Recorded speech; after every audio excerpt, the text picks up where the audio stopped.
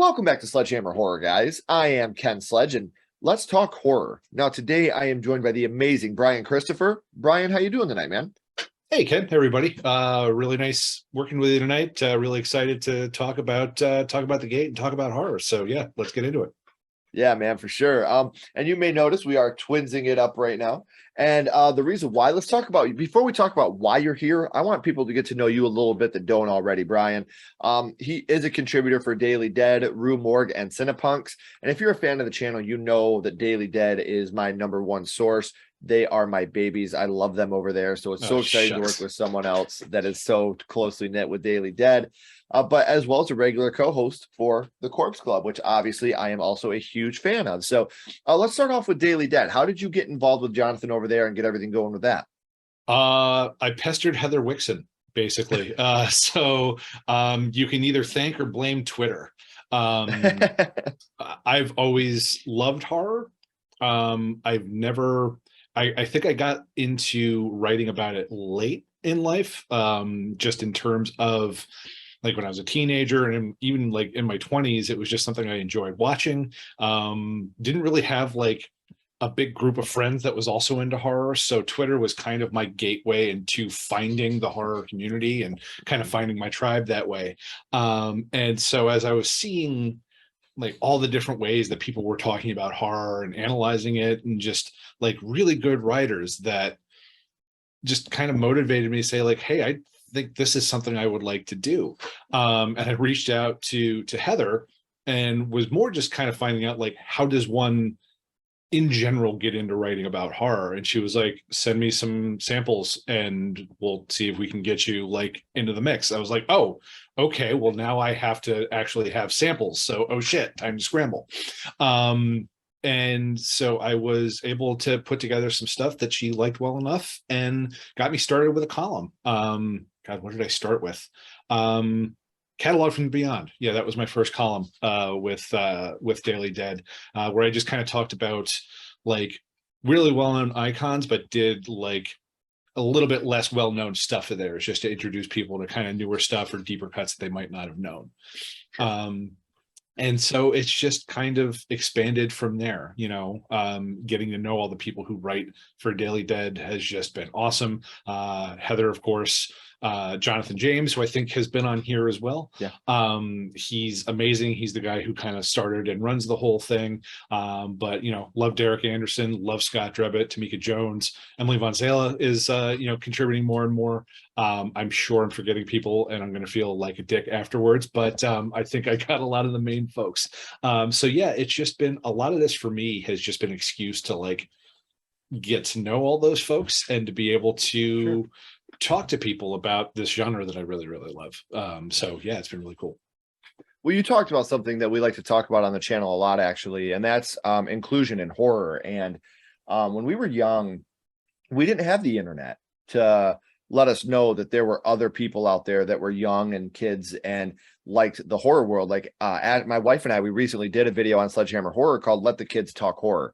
And we had a bunch of younger audience members send in videos of them saying what their favorite horror movie was. So that way we could put it out there and show you like, you're not weird for liking horror at a young age. It's not taboo. As long as you get the proper education to go along with it, I feel like you're actually more grounded in reality if you're a horror fan, because you know the difference between fantasy and reality. And I wish I would have had that when I was 10, 11, 12. I grew up in an area where there's more corn stalks than population of people forever. So it's it would have been something really special. Yeah, man. Like it's just like it would have been really nice at a young age like that to know that there were other people out there that felt the same way as I did. So I'm really glad you brought that up, because that is when the internet can be super helpful to meet people and be, horror is the most amazing family that there possibly is. Like the minute, it doesn't matter if you're black, white, gay, straight, Christian, Muslim. The minute that you come up to me and say, I love Freddy Krueger, I'm going to say, welcome to primetime, bitch. Like it's on at that point. So I love how inclusive the horror genre, for being the scariest, spookiest shit, they are the kindest, sweetest people. And you are a part of that group, my friend. And we actually got together because you did an episode on Twitch on my first horror movie, House, from 1986. So nice. Awesome. A movie that is so important in my life. So that's how we were able to make this connection happen. But Rue Morgue and Cinepunks, what can you tell us a little bit about what you do for them? Yeah, for Morgue, I'm their short horror editor. So I do on the website. It started there where I do a monthly review roundup for short horror films called Shortcuts, and that's extended actually into the magazine now, into the print issues. So we do like a theme grouping of like 3 short horror movies every issue. So one issue it'll be all witches, and another it'll be vampires, micro shorts where it's like 2 minutes or less, things like that. And then I also do a column called Shadowland, which is a way to connect real life inspirations to the movies that they inspired. So like I did one on Scream and the Gainesville Ripper. I did one on Hellraiser, because obviously I'm going to work Hellraiser into anything I can possibly do. And it's been inspiration from Piercing Fans International and Quarterly. Kind of a thing where it shows like, you think Clive Barker was pulling this out of nowhere, and it's like, no, he had references for the Cenobites. So it was pretty wild. So yeah, it's really cool to be able to dig into even movies that you didn't think necessarily had a real life inspiration. If you dig under the surface on a lot of these, usually it's something that at least has a seed of like real life to it. Sure.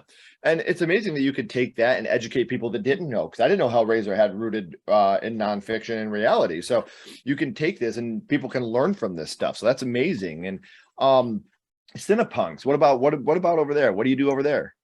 So I am a contributor. You'll see some bylines. I've been a little inactive there for the last couple of months, but usually just like reviews. The cool thing about Cinepunks is they're very they're punk about it, where it's just like whatever you want to do, throw it up there. So I've done some Fantasia Fest coverage for them in the past. There's a couple of regular things that me and one of the co-founders, Liam O'Donnell, we had this back and forth thing called I Love That You Love It, where basically we kayfabe yell at each other about movies that one of us likes and the other one hates. So Right. if you want to see 2 people like argue like children over dumb movies, that's a good place to find that. And the good thing about all this is you don't have to go far to find any of it, because all the links are right down here in the description. So make sure not only you are following Bryan on social media, but make sure you're checking out all the writing that he does as well, because he's pouring his heart out into the horror world. And what's the worst that's going to happen? You're going to learn something new. So I think you should take the time and check out all the things he's doing down here. So we know what you got going on in the future and what you're doing right now, Bryan. But here for a minute, I want to take it back to the past. And obviously, you can't write about horror, you can't talk horror unless you watched your first horror movie. So let's go back to that and talk about what got you started in the horror genre. And Bryan, your first horror movie was The Gate. And if anybody's heard me talk about like my first experiences with horror, Hellraiser is a very early one for me, just in terms of like some of the first imagery that I remember, but definitely the first one I remember seeing all the way through and being really obsessed with was The Gate. Came out around the same time, 87, I believe, if I'm remembering correctly. A Canadian production from Tibor Takacs, who I don't know him as doing a whole lot else other than that, but like if this is his only movie, that's a pretty good career right there, because I love this movie. I loved it as a kid. A lot of times you'll see a movie, that you loved as a kid. In my case, I think Howard the Duck would be a good example of one that I watched recently and went, ooh, maybe not so good anymore. But The Gate was one where I think a solid 20 years went by that I hadn't seen it since I was a kid. And I was a little nervous about going back to it, and just immediately fell in love with it all over again. Like, it's such a great gateway movie because it doesn't trip over itself to be a kid's horror movie. Like, it is a right. legitimately scary movie that happens to focus on kids. And that's something I was going to bring up. Like, we did a top 10 family friendly horror movies, and this was on there. But the thing about this movie is it is genuinely scary, but it's to the point to where you can watch it with your children. Mm-hmm. And that's what I love about this movie. And I got to touch on Howard the Duck real quick. You're telling me that you don't like to see duck boobies in the bathtub anymore now that you're an adult? I do think that was probably the moment where I was like, wait, what the hell was I watching every weekend as a 5 or 6 year old? Yeah. So Yeah, funny, man. It was weird. Yeah. I'm not Howard anymore. I get it. Do you watch it again and you're like, what the fuck, Yeah. man? That's What were so you thinking, funny. man? Like 5-year-old me, just what the fuck was your problem, dude? Yeah. So The Gate, like I said, this is a movie that I agree with you, and I've called this many times a gateway, no pun intended, horror movie. You know, this is one of those marijuana of horror movies. Like as a child, you watch this and you're like, wow, I want to feel that again.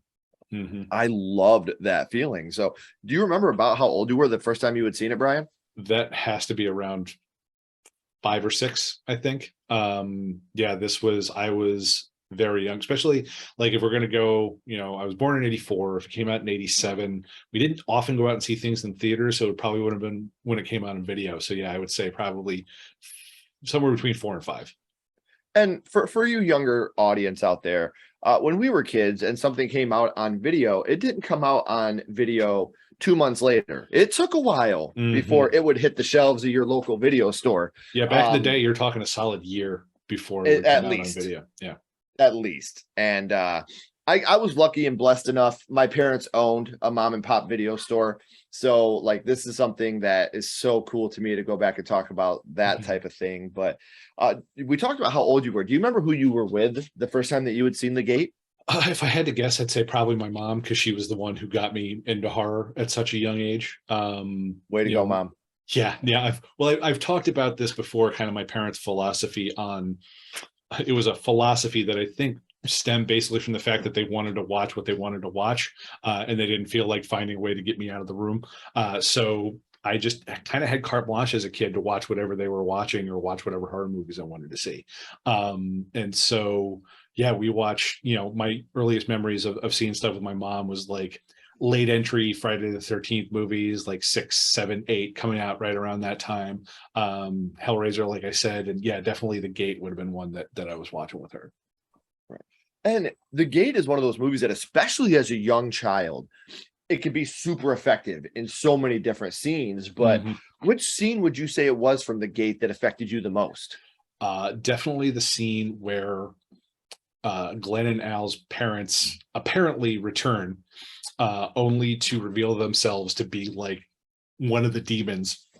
Glenn reaches up, feels his dad's face, and it just pushes through, and all of this white semeny liquid comes out of it and just gets all over his hands. And there's just, I think one of the reasons that this movie is so effective, especially as kids horror, is because it takes all of those kind of stereotypical symbols for safety that kids have, so their parents, their home, each other, and robs them of that little by little throughout the movie. And that scene is just like the epitome of that. It's, taking your parents, who, like, unfortunately not for all kids, but for a lot of kids, is a symbol of safety, and to take that and just completely turn it on its head just absolutely freaked me out as a kid. And honestly, I watched it earlier today just as like a refresher.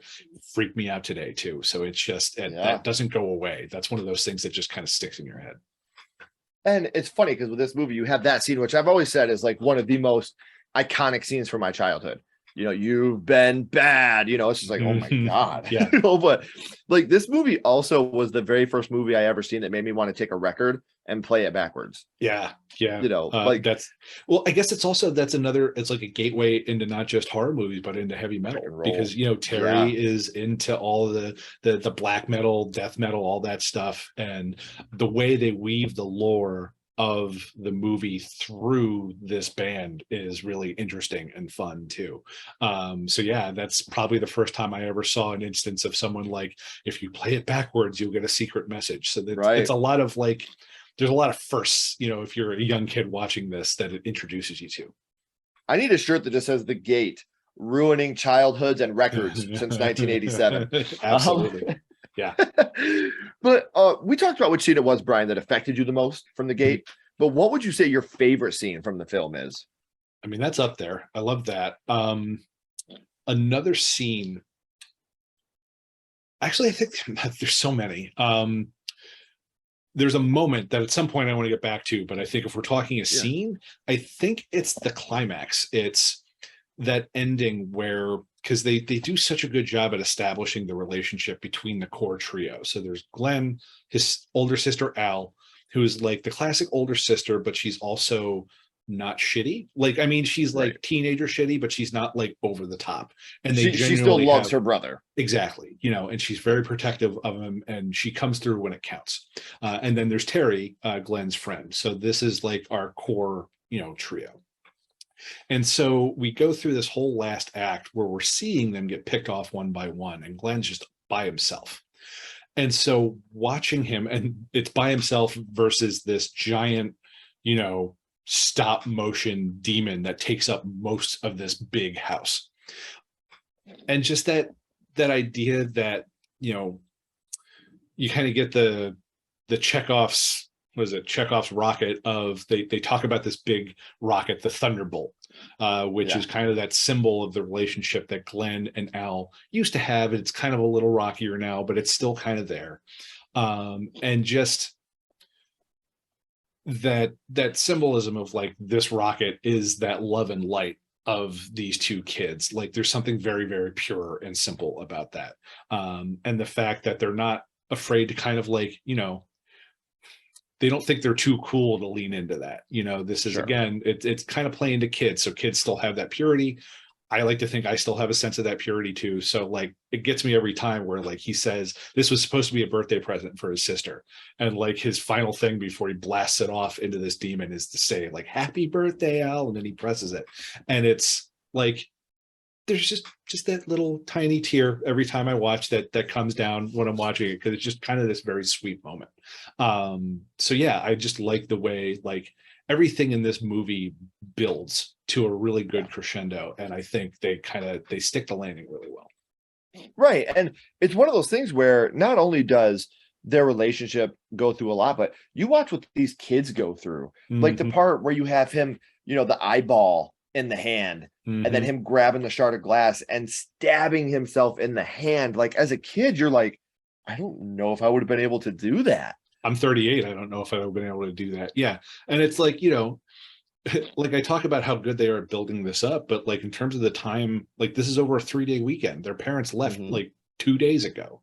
And so like the bravery and courage that these kids find over the course of like 2 or 3 days is pretty amazing. Right. And a big thing about that too, what you're talking about there is like, that would probably never even happen today. You know, parents are so scared to leave their kids now, but that's how you learn. Ask Macaulay Culkin. We talk obviously about the gate and how important this movie is to you. So a question I have, remakes, requels, that's kind of all the rage in Hollywood right now. Would you like to see this movie remade today?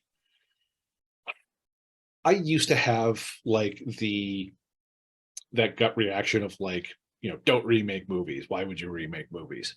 But like, I think enough time has gone by and they've been successful with it enough. And even the ones that they weren't successful, you know, people have said like, if you don't like the remake, the original is not going anywhere.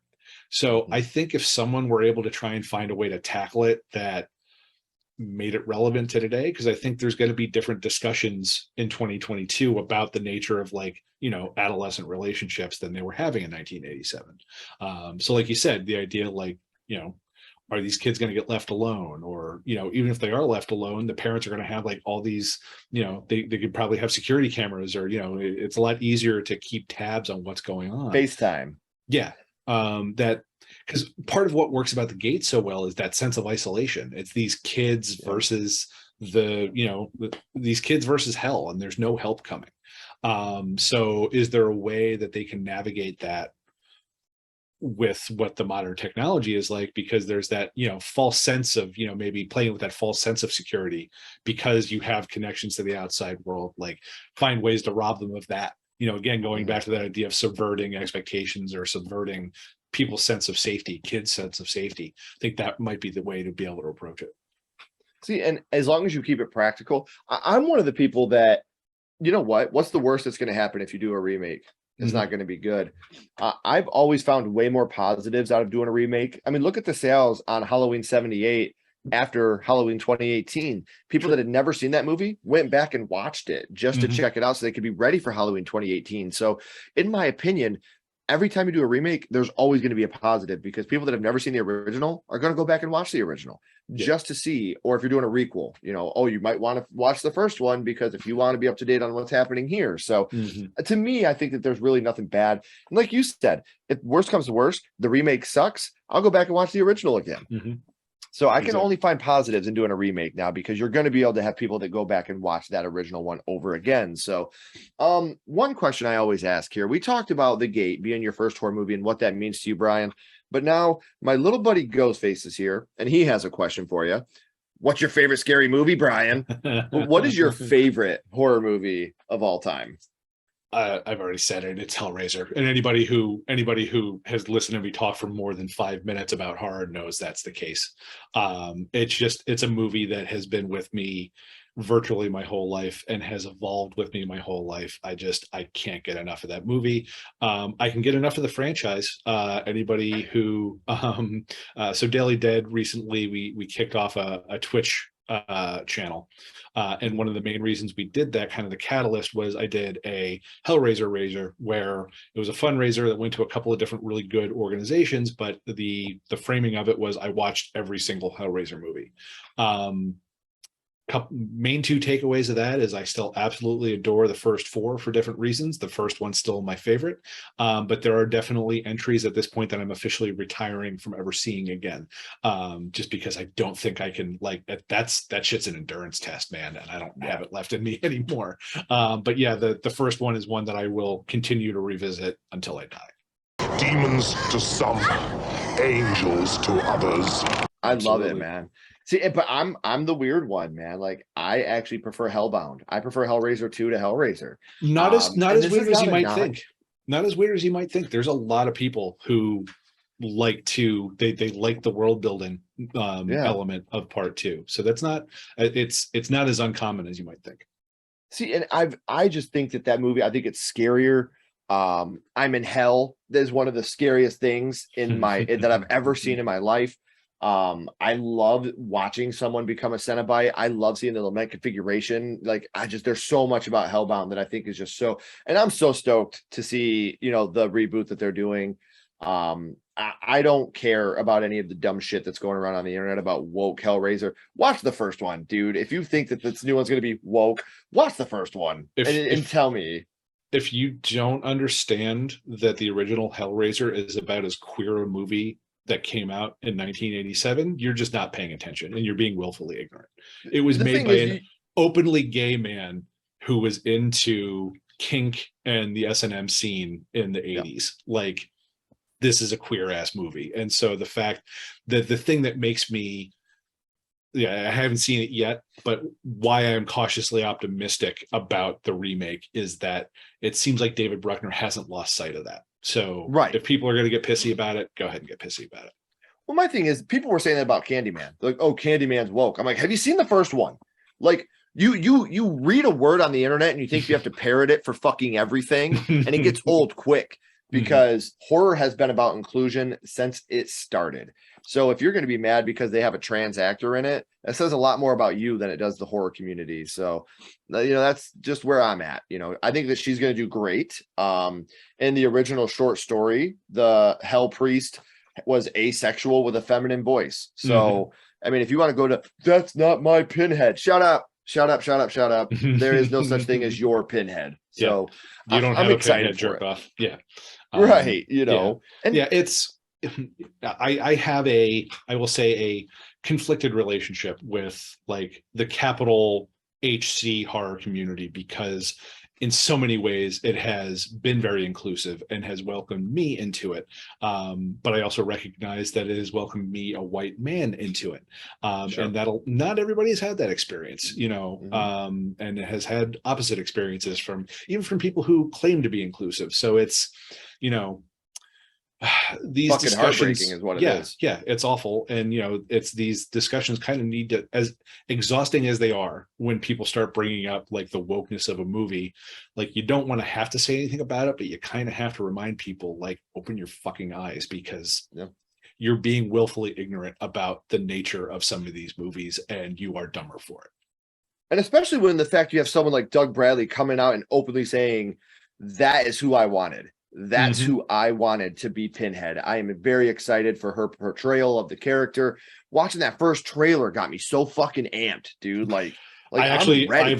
I've avoided the trailer. As soon as I saw a couple, like the teaser, like I want to go into this cold. I don't want any expectations. I'm just like, I'm trying to learn my lesson about managing expectations going into a movie, because like it's bit me in the ass too many times. The Hellraiser franchise in particular has hurt me too many times. Like I got to the point where I was just numb about any new movies coming out. So this is the first time I've got some excitement. I'm trying to temper that a little bit. That's fantastic, man. Well, I can't wait to get your reaction on it. I'll text you after I watch it and see what you thought of it as well. So, man, I've had an amazing time talking to you about your first horror movie, your favorite horror movie, and what you do out there for the horror community, which you guys can follow by clicking the links down in the description.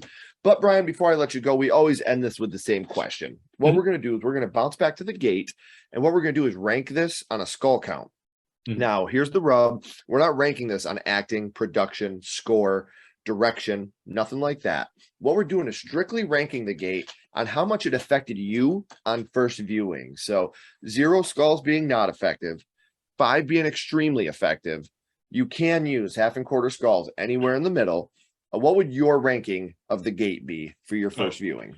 I don't need the half and quarter skulls. 5. This is a movie that it got me into the genre. Like, you know, so I guess we're talking 34 years later. Like, I still love this shit. And the gate was literally one of my gateways into it. So yeah, 5. And it's one of those ones that made me realize that like scared doesn't need to necessarily be bad.